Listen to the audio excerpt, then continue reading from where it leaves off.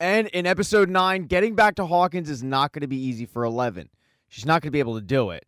There's just not a mode of transportation that's going to get her there in time. But she realizes that maybe she doesn't need to go back to Hawkins physically. Maybe she can go back there mentally. She's gone into mines before, so she can go into Max's mine and protect her from one. In order to do that, though, they're going to need to make a deprivation tank. And Argyle has the perfect spot. Surfer Boy Pizza. He rolls up to the nearest location, and even though it's not the one he works at, Surfer Boy Pizza seems to be one of those places that there's an Argyle at every single one of them. So all they have to do is bribe the worker with weed, and then they just have to empty out the pizza cooler and load it up with salt and water. As they're doing that, though, Jonathan looks over at his little brother and notices that he's just kind of going through stuff as he watches Mike and 11 rekindle their relationship. Jonathan doesn't come right out and say it, but in not so many words, he lets his brother know that he is totally okay if he's gay. Doesn't matter to him one way or the other. He's going to love him no matter what. And Will doesn't come out of the closet, but he really does appreciate his brother's love.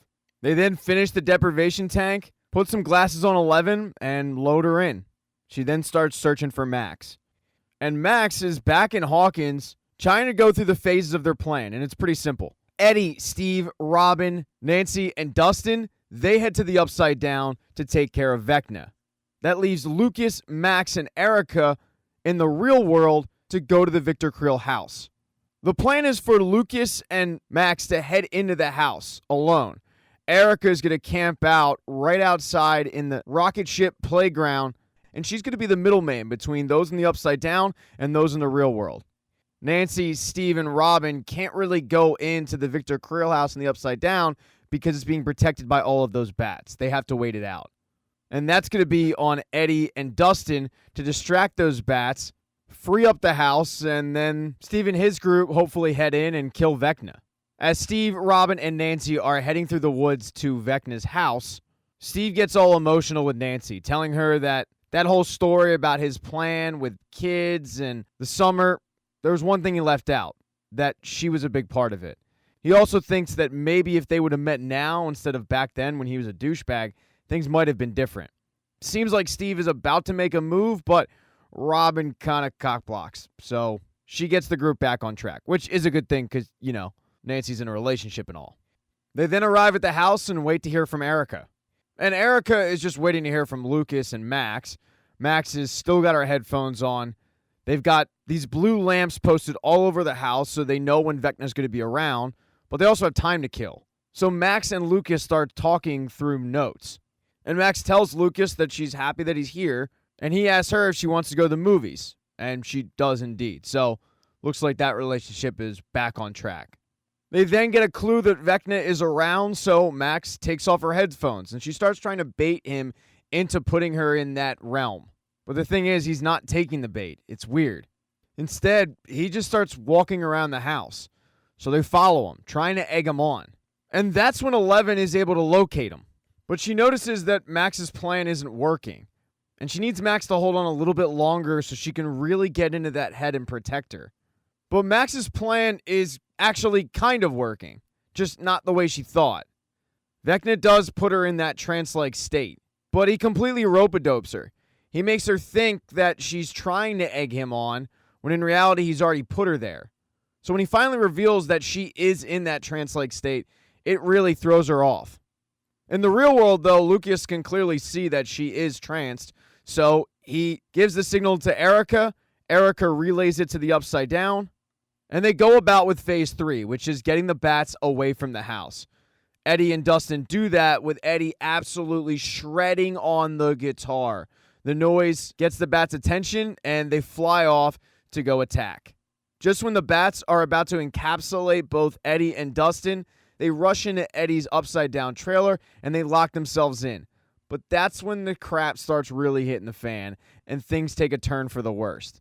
While Eddie and Dustin figured that they were safe in that trailer, they're not. The bats are able to find a way in, and with nowhere else to go, Dustin tries to go back to the real world. He's able to, but just when Eddie's about to climb that rope/bed sheet, he decides to turn back, buying them a little more time, but also probably sacrificing himself. He realized that he's been running his entire life, And even though he plays these Dungeons & Dragons games where he's the hero, in real life, he's never been the hero. So he's going to do that now. He also doesn't want Dustin to follow him. So he cuts the bedsheet and he moves the mattress, making it way harder for Dustin to get through. He then busts through the door, hops on a bike, and takes off like his life depends on it, with the bats following him. Dustin, though, is not ready to leave a man behind, so he does find a way through the gate, but with the lack of the mattress, he ends up injuring his leg pretty badly. When he finally makes his way outside, he sees that all of those bats have surrounded Eddie and they're attacking him, and Eddie's not doing great.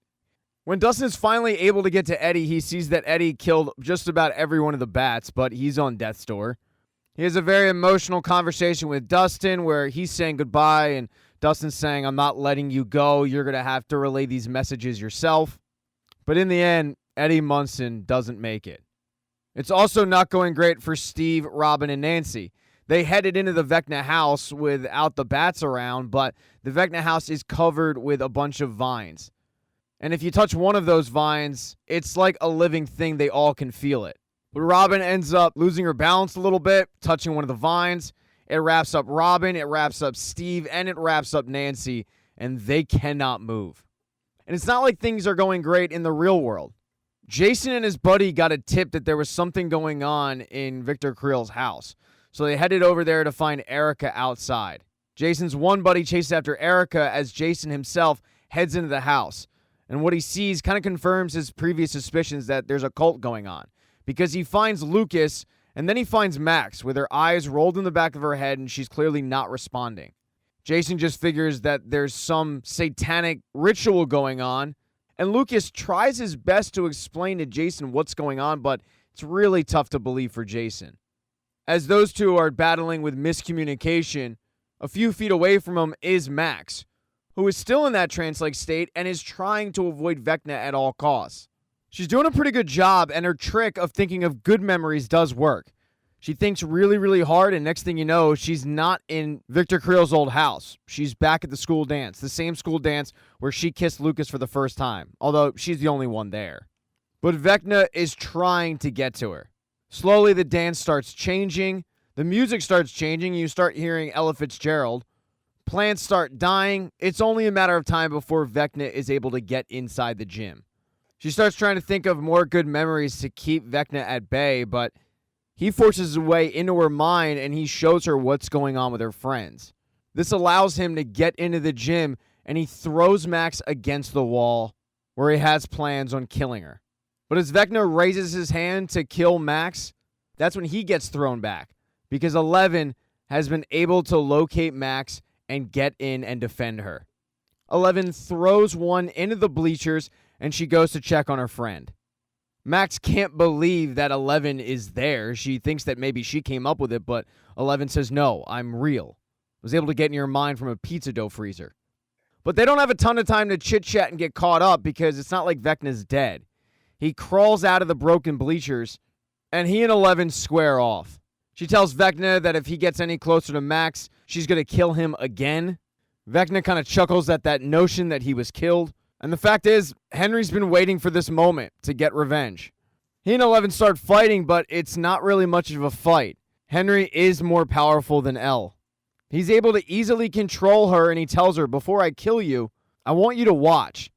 Then he throws her through a portal and to the broken Victor Creel house, the same place where Vecna tried to kill Max the first time. And just like Max, 11 gets tied up in the weeds, and there's nowhere for her to go. 11 has to watch Vecna carry Max and tie her up right next to her. In order to buy herself a little bit of time, 11 tells Vecna that Papa's dead. She starts trying to reach the human Henry, telling him that there's no excuse for what Papa did to him, but there's also no excuse for what he's about to do, because he doesn't have to do it. He doesn't have to kill. But Vecna tells her, Brenner did not make me into this. You did. He then gives her the backstory of what happened when she threw him through the gate and seemingly killed him. Well, clearly it didn't kill him. But he really came upon a dreamlike situation for himself. It was a land that wasn't contaminated by humans. It really became a blessing in disguise because the first day he found the most extraordinary thing of all, it was the mind flare. That's when 11 realizes that everything has always been Henry. And he says, yeah, all I needed was someone to open the door, and you did that for me. And you didn't even realize it. And then when you finally did realize it, you chose to resist. So I sought a means to open my own doors. I sought your power. So once again, you freed me. The realization that she might have been the one to cause all of this is really upsetting for her. But the realization that it's over and her friends have lost, that's even worse. He then walks over to Max and gets ready to open up the fourth gate by killing her. He puts his hand up, and as he does that, back in the real world, she starts levitating up, which catches the eye of Lucas, who was done trying to convince Jason that all of this wasn't some satanic cult. The two ended up getting into a fist fight. Lucas was getting his ass kicked, and that stopped Lucas from being able to do anything about it. He just has to sit there and watch Max. Watch as her wrists break. Watch as her ankles break. But also in the real world, back in Surfer Boy Pizza, the group realizes that 11 is losing this fight. So they take her out of the deprivation tank, and Will reminds Mike that he is the heart. So he starts giving 11 the most emotional, impassioned speech, telling her how much he needs her, telling her how much she means to him, and telling her that he loves her. It's enough to give 11 the strength to bust through the vines and throw Vecna back before he can fully kill Max. With Vecna thrown back, it also affects the vines in the Victor Creel upside down house. It frees Nancy, Steve, and Robin, so they walk up to the attic, and sure enough, there's Vecna. His body is completely defenseless, and they start chucking Molotov cocktails at him. This affects the Vecna that is talking to 11 in that trance-like state. Right before he completely disappears, he tells 11, "This makes you feel like you and your friends have won. But the truth is, this is the beginning of the end. You guys have already lost." And then he disappears, because he has to go deal with the fact that his actual body is on fire. He tries to fight through it, but multiple Molotov cocktails and Nancy's sawed-off shotgun do the trick. She ends up shooting his flame-covered body, and it falls out of the top floor window and down to the outside pavement. When Nancy, Steve, and Robin get downstairs to the door, they notice, though, that his body is gone. Back in the real world, things are not going great for Lucas, though. Both he and Erica were able to find the strength to, in Erica's case, get away from her bully. In Lucas's case, knock Jason out. But Max is the first one to get injured by Vecna and not die. But as I said, her bones are broken, and to make matters even worse, she's bleeding from the eyeballs, and it's eyeballs that are not working. She can't see. Erica runs up to see what's going on, and Lucas yells at her to go get an ambulance. Lucas starts begging Max to stay with him and hold on, but she can't. She ends up dying, and when she dies, the fourth gate opens right away. It shakes the core of not just the Upside Down world, but Hawkins as well. The gate rips open, killing Jason, but also making Hawkins look like an absolute war zone. Max is only dead for 1 minute, though. 11 could see what was going on with Lucas and Max, and she decided Max wasn't going to die. So she tries to use her powers to bring her back to life. She then wakes up, and her, Jonathan, Mike, Will, Argyle, they head to Hawkins, Indiana. 2 days later, they arrive, but there's not a lot of traffic going in. A lot of people are fleeing. The news reports are saying that it was a catastrophic earthquake, but the group knows that that's not true. The news is also reporting that this earthquake was caused by a satanic cult who opened up the gateway to hell. It's the explanation for the string of high school students who were recently killed. And the guy they're pinning it on is Eddie, who is missing. While some of Hawkins is out looking for Eddie, most of Hawkins is busy recovering. There's a lot of support going on at the high school, so Nancy, Steve, Dustin, Robin, they get some belongings, load up a car, and they get ready to head over there to see what they can do to help out. But that's when the Surfer Boy pizza truck rolls up. Both groups give each other huge hugs, and Dustin lets them know that Lucas isn't there because he's at the hospital with Max. So the California group heads over there to be with Lucas and Max. And Max is on the mend, but she's in a coma-like state, she's not responding, and the doctors have no idea if she'll wake up. 11 tries to use her powers to see if she can communicate with Max, but when she goes in the darkness, she's the only one there, and that is really concerning. As the California group headed to the hospital, the Hawkins group headed to the high school. They drop off the goods that they brought, but then they start helping out. Robin starts making sandwiches, but she's not the only one making sandwiches because it turns out the girl she had a crush on is also there doing the same thing. The girl, who, by the way, is named Vicky, I don't know if I've said that before, lets Robin know that her boyfriend broke up with her. After he saw what was going on with Hawkins, he decided that college was better suit for him. But it turns out these two have a lot in common. Like, they have a tendency to ramble on and on. They also seem to get really nervous around each other. So while Vicky seems like she's straight, it could be a situation like she gets to college, she starts experimenting. Next thing you know, she goes, you know what? Maybe I want to play for the other team. I'm not judging. As Robin and her band friend are making sandwiches, Dustin starts handing out drinks to people that need it, but then he notices that Eddie's uncle is hanging missing flyers, but most of the missing flyers have been defaced, so Eddie's uncle has to take the old ones down and put new ones up. He walks up to talk to Mr. Munson, but Mr. Munson just feels like Dustin's going to be another detractor who thinks that Eddie is Satan himself. And Dustin says, no, I was actually with him when the earthquake took place. Eddie's uncle asks, where is Eddie now? And Dustin pulls out Eddie's guitar pick necklace. Dustin doesn't tell Mr. Munson exactly what happened to Eddie, but he does let him know that even in the end, Eddie was Eddie. And that if people actually got to know him, they would have loved him. He also tells Eddie's uncle, Eddie was a hero. Dustin and Robin stay at the high school. Nancy goes and meets up with the California group when they end up leaving the hospital. They need to find a safe place to keep 11, and they figure no better place than Hopper's cabin. But that cabin is pretty beat up. So the group starts going to work, cleaning it up, and also restoring it.